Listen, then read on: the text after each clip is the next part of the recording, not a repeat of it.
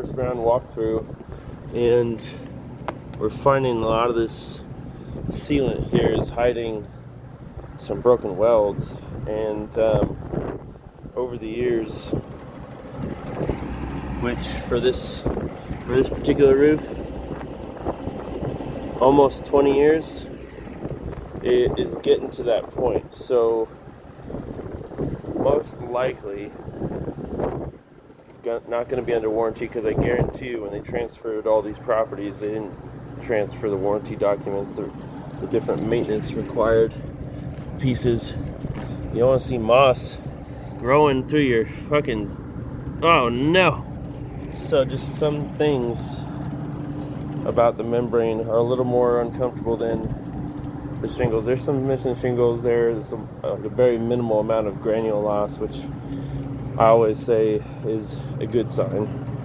The ventilation is not ideal though. So when I was going in the attic space on his other buildings, these louvers are connected to fan vents that are pulling the air through. And not only are they not located at the highest point, they're just not mechanical at all. So he could add those after the fact to help extend the life of his asphalt. But the membrane itself is showing some of them signs. So I'll show you guys some stuff over here on the east side. And a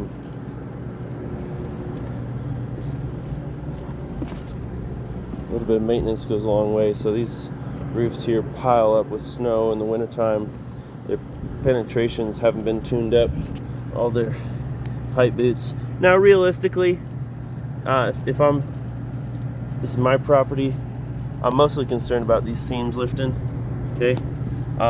Less concerned about the pipe collars, but these are a necessary maintenance item in all membrane roofs. And in order for you to uphold your warranties, we were talking about it earlier, you have to make sure that you have annual inspections and that you're refreshing those seals roughly, I'd say, every 5 to 7 years. So it's going to be based on the investors, the property owners, the property managers' risk tolerance. But there's such high turn in the property maintenance side of the management side of things and the maintenance side of things that it's hard for them to keep that documentation nice and squared away. And so let's see here. I want to show you guys these other T-patches down the way. Standard 60 mil TPO. I'll have to ask if they have a restaurant down below. I'd prefer it to be a PVC, just a higher performing membrane's gonna last a lot longer even for your 60 mil. But we've also seen 60 mil PVCs take a shit after 15. And so you can get 30 years if you take care of your 20 mil membrane. You can get 30 years of functional life if you're staying on top of it, or if you're lazy or cheap, you can go ahead and maybe buy one prematurely. So this one here, 07 to 2025, is what, 18 years, right? You got just neglect on top of the system, and that's what's going to cost people. I'm going to give them a report, tell them exactly how I feel about it, and I think the shingles are fine. There's 300 squares around us of shingles, but there's 200 or so squares of these parapets up on here, and the parapets are fine. It's these penetrations around their outside corners that are driving me nuts. And I mean, I can't give them a report and say, yeah, thumbs up, your roof is okay, when there's so much neglect. And have an extreme amount of HVAC. This is all normal. The curves are normal. The flashing is good. It's the details around these things that are coming apart. And so now that we have the team that we have, which we'll talk about in a future video, and I say the team is, oh no, I'll tell the story of the team here in a little bit, but we got to focus on these roofs for now. I mean, we walk away from this roof, we're not doing the property owners, the people involved, a favor whatsoever. This is where it starts getting early. these outside corners starting to. And you know, we cherish our relationships with these folks, and we want to make sure they have the best information possible so they can budget properly. And you know, they've got some missing stuff there along the shingle stuff on the steep slope, but the slow slope is playing with fire now. I really don't like sealant on fields. That's not a good sign. So maybe they had some condensation issues in the past. You can see there's quite a bit of foot traffic all around. I know what mine look like. Overall, like if we're to score the membrane roof, I'm gonna give it like a 5 to 6 at best, mainly because of out of 10. So in my approach to how we give our clients the information, people like grades and percentages. It's something you can wrap your head around, and scores the roof as a whole. And so look at this welded step flashing there.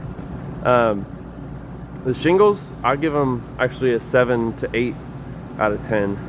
They should have a gutter up along here. They cut themselves short. That could be fucking up the fascia board. It is fucking up the fascia board, which is a stucco matched fascia board. Eek. Eek. Eek. Oh, it's missing its drip. Oh, you can see the stud. Arrgh.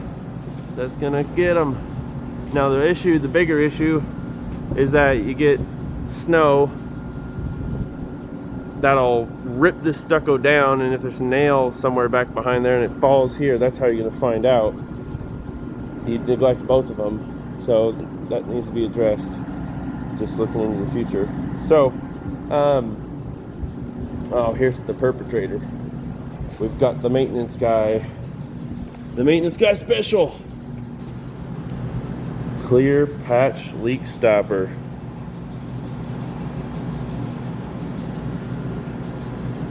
Transparente. Before and after. You can't even see it. Well, okay. Mr. Maintenance Guy is going to do what he's told. He's going to do the best that he can based on his own side business or his own experience or his intuition. Sometimes will steer him in the right direction. But and there is a degree of DIY approach in roofing that can work. But when you have warranties involved, if you want to keep your warranties, you really do need to make sure you're crossing your T's, dotting your I's, all the different things. And so, again, $50 million property, you're playing with fire. So we're going to go ahead and start taking some more pictures. We're going to be taking on you guys on an adventure today, a roofing adventure. We have 3 hotels to take a look at, and 2 here starting in Coeur d'Alene, and then we'll put together our reports, and then we got to fly down to San Diego for some additional training. I'm flying one of my other inspectors out to give him the proper investment, the love he deserves, because without him and like everyone else on the team, we would not be flowing. So better to just make sure you get your annual inspections, 2 a year if you have to, so that way you can make sure your investment is properly sat for the winter. I know Coeur d'Alene probably doesn't get as much precipitation as Portland, Seattle, but we got some broken tile shingles there, not the end of the world.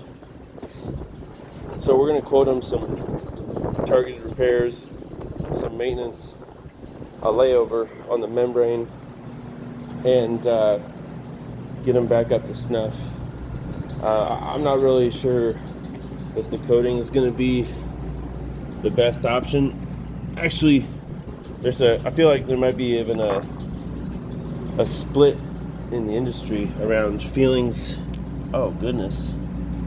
Oh shit, I don't want to Should almost use the guy's stuff. Oh shit. I don't know if I can open it. If we can open it. Now look. Oh, Flow Roofing's doing a DIY special. Let's take a look. Oh, that's sealed. Okay. So, that all being said, I do need to go run to a hardware store. We're gonna go grab a razor blade and a tube of sealant. We're gonna cut into this bad boy, seal that tube for them, and we don't have that much sunlight left. We're gonna have to figure it out. So we'll keep you guys updated. I'm gonna split these videos together some way, somehow, and with that, we're gonna go ahead and oh shit, we're dual recording. Selfie with the it's video inception. Hey bird. Alrighty, we're gonna go grab what we need, head back up here,